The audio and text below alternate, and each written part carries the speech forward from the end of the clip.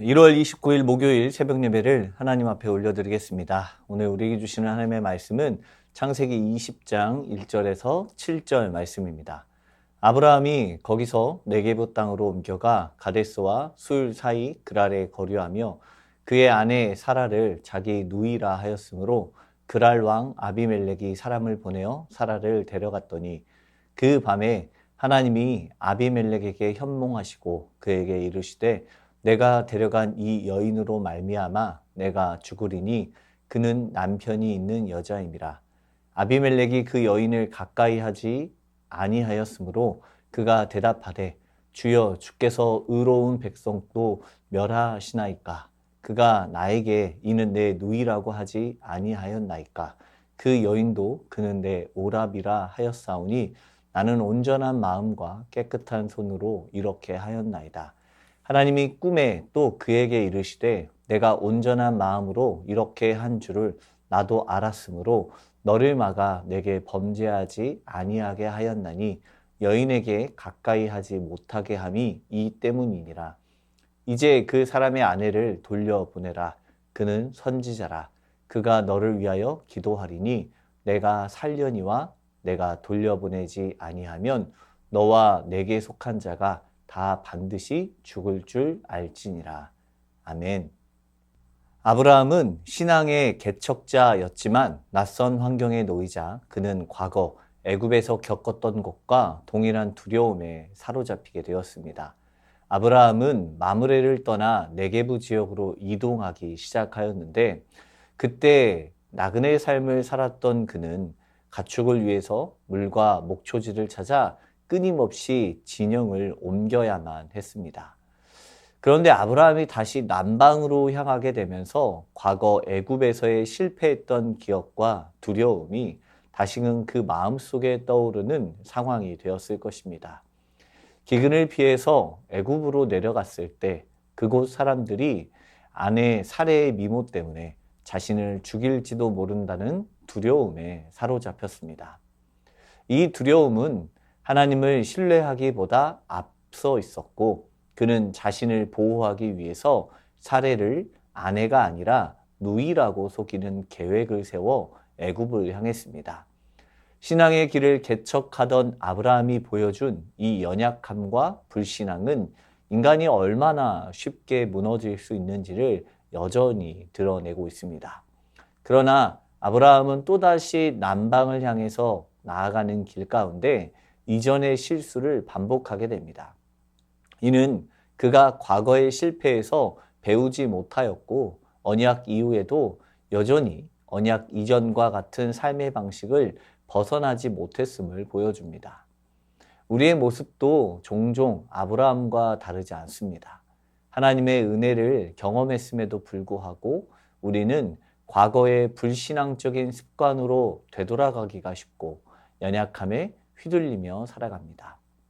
아브라함은 네게부 땅으로 옮겨가던 중 그랄 땅에 아비멜렉과 마주하게 되었고 두려움에 사로잡힌 그는 또다시 사라를 누이라고 속이며 그녀를 아비멜렉에게 보내게 됩니다. 이것은 단순한 도덕적 문제가 아니라 하나님께서 약속하신 언약의 자손을 위협하는 심각한 불신앙의 행위였습니다. 우리 역시 마찬가지입니다. 때때로 우리는 영적인 승리를 경험하지만 현실의 문제 앞에서 과거의 두려움과 습관으로 인해 하나님의 은혜를 놓쳐버립니다. 반복된 실패 속에서 우리는 하나님보다 사람의 방법을, 사람의 계산을 더 신뢰하며 살아가기도 합니다. 이러한 두려움은 결국 하나님의 약속을 신뢰하지 못하게 만듭니다. 현실에 매몰된 채 두려움에 빠지면 하나님의 인도하심을 잃어버리게 됩니다. 그러나 두려움을 이기는 길은 상황을 분석하는 것이 아니라 하나님의 약속을 붙드는 데 있습니다. 믿음으로 약속을 붙들 때 우리는 비로소 두려움을 넘어설 수 있습니다.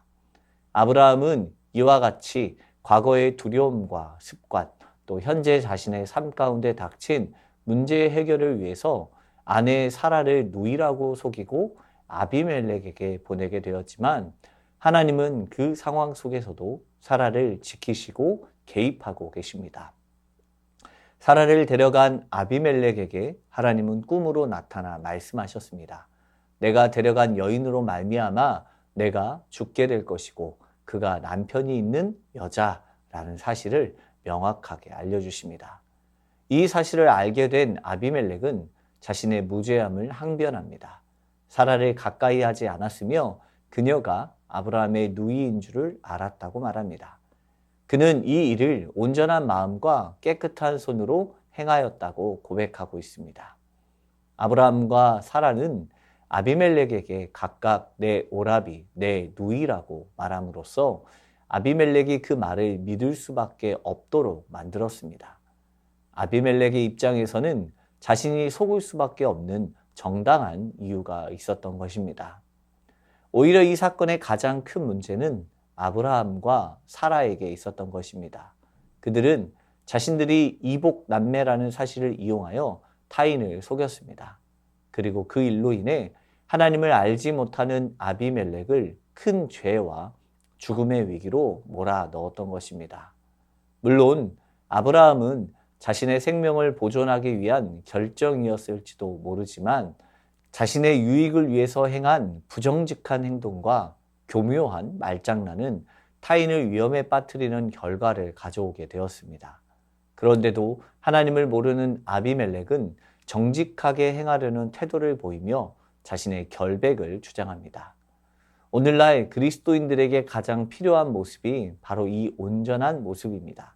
겉과 속이 일치하는 삶, 내면의 동기와 외적인 삶이 분리되지 않는 정직함이 필요합니다. 하나님은 우리가 교회 안에서뿐만 아니라 세상 속에서도 깨끗한 손과 온전한 마음으로 살아가기를 원하십니다. 하나님은 오히려 아비멜렉을 통해서 참된 신앙인의 삶이 어떠해야 하는지를 가르쳐 주십니다. 세상 사람보다 도덕적으로 뒤처질 때 하나님의 영광은 가려지게 되어 있습니다. 그렇게 성도는 세상 사람들보다 더 나은 정직함과 더 온전한 마음이 있는지 먼저 돌아보는 삶을 살아가야 할 것입니다. 아브라함의 기만으로 위기에 처한 아비멜렉에게 하나님께서는 이제 해결책과 마지막 경고를 다시 전해주십니다. 7절 말씀에서 하나님은 그의 아내를 돌려보내라 라고 하시며 아브라함을 선지자라고 말씀하십니다. 그리고 사라를 돌려보내지 않으면 아비멜렉과 그에게 속한 자들이 반드시 죽게 될 것이라고 경고하십니다. 아브라함은 아비멜렉을 속이는 도덕적 결함을 보였습니다. 그럼에도 불구하고 하나님은 그를 선지자라고 부르십니다. 이는 성경 전체에서 아브라함에게 처음 사용된 표현입니다. 여기서 말하는 선지자는 단순히 미래를 예언하는 사람이 아니라 하나님과 사람 사이에서 소통하고 타인을 위해 기도하는 중재자의 역할을 의미합니다. 이렇게 중요한 역할을 하는 선지자의 권위는 인간의 도덕적 완벽함에 있는 것이 아니라 오직 하나님의 주권적인 선택과 부르심에 근거하고 있다는 사실을 기억해야 합니다. 아브라함처럼 우리도 때로는 두려움에 빠져 실수를 할 수 있습니다. 그러나 하나님은 그 실수 속에서도 여전히 하나님의 백성을 통해 일하시기를 포기하지 않으십니다. 하나님의 백성은 자신의 의로움이 아니라 하나님의 신실하신 부르심을 붙들고 살아가야 하며 그 부르심에 순종하는 삶은 바로 중재자의 자리에서 우리의 믿음을 나타내야 하는 것입니다. 그러므로 오늘 우리의 연약함 때문에 낙심하지 마십시오. 하나님은 우리의 실수보다 크시며 우리가 엉망으로 만든 상황 속에서도 하나님의 언약을 신실하게 이루어 가시기 위해 노력해 주시는 분이십니다. 아브라함처럼 자신의 부족함에 매몰되기보다 우리를 중재자로 부르신 그 사명을 굳게 붙드시길 바랍니다. 내가 아직 아픔 속에 있을지라도 나보다 더 아픈 이들을 위해서 기도할 때 하나님께서 우리의 삶도 치유하시고 회복하시는 역사를 경험하게 될 것입니다. 오늘도 우리를 죄에서 막으시고 은혜로 인도하시는 그 하나님만을 의지하는 복된 하루가 되기를 소망합니다. 주신 말씀 기억하며 기도하겠습니다. 과거의 실패와 반복되는 연약함 앞에서 흔들리지 않게 하시고 상황과 계산이 아니라 하나님의 약속을 신뢰하는 믿음을 날마다 새롭게 하옵소서. 교회 안팎에서 깨끗한 손과 온전한 마음으로 살게 하시고 우리의 말과 선택이 타인을 위험에 빠뜨리지 않도록 동기와 행동을 지켜주옵소서. 우리의 의로움이 아니라 하나님의 부르심을 붙들고 나의 아픔 속에서도 다른 일을 위해 기도하는 중재자의 자리로 나아가게 하옵소서.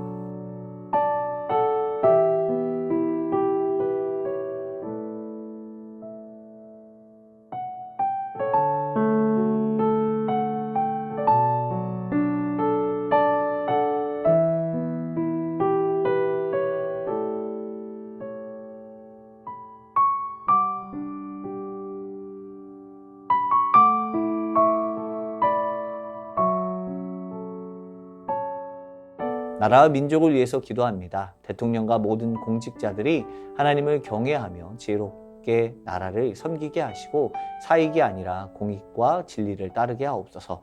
급작스러운 미국의 관세 인상으로 인한 나라의 경제에 피해가 없도록 하시고 감정적 대응이나 힘의 논리가 아니라 상호 존중과 신뢰에 기초한 협상이 이루어지게 하옵소서. 남북이 복음 안에서 평화롭게 통일되어 열방의 복음을 전하는 축복의 통로가 되게 하시고 북한의 지하교회 성도들을 지켜주옵소서.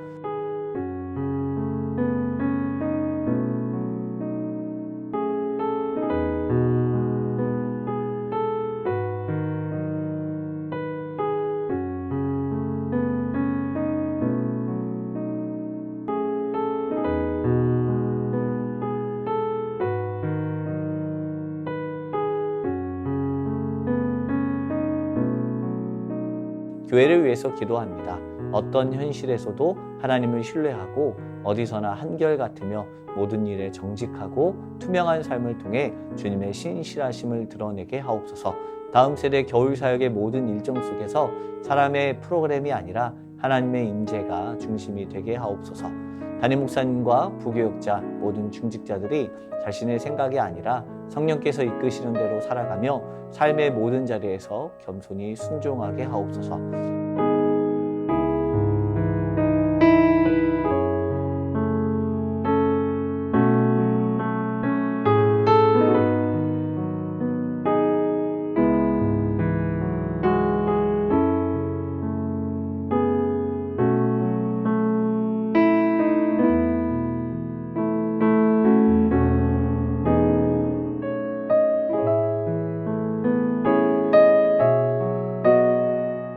선교사님과 환우분들을 위해서 기도합니다.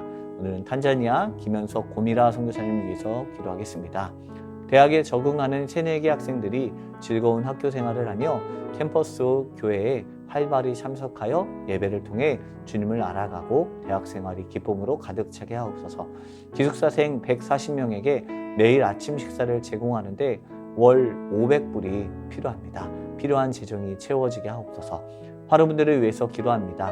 박준석 집사님의 모친 김옥순 권사님 2차 항암을 진행하게 되었습니다.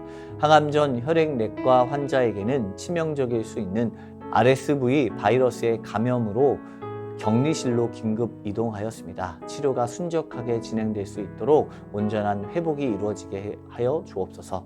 양금숙 성도님, 췌장암이 재발하여 항암을 시작하였습니다. 잘 견디고 이겨내도록 도우시고 항암을 통해 깨끗하게 치료되게 하옵소서. 조정숙 권사님 남편 백형호님, 뇌출혈 후유증으로 식사를 하지 못하고 균형을 잡지 못합니다. 손상된 신경과 기능을 회복시켜 주옵소서. 박세은 집사님, 유방암 발병 이후 뼈로 전이된 상황 속에 있습니다. 통증이 완전히 사라지고 치료 과정 속에서 회복의 은혜를 경험하게 하옵소서. 권우순 권사님, 진행 중인 항암 치료가 계속 효과를 나타내어 암세포가 완전히 사라지고 면역력이 증가하여 모든 치료를 잘 감당하게 하옵소서. 노성빈 형제님, 크론병으로 8주에 한 번 주사제 치료 이어갑니다. 부작용이 생기지 않도록 보호하여 주옵소서. 이 외에도 수술 이후 회복 중에 계신 분들과 어려운 가운데 있는 분들을 위해서도 함께 기도해 주시길 원합니다. 선교사님과 환우분들을 위해서 기도하다가 자유롭게 기도하겠습니다.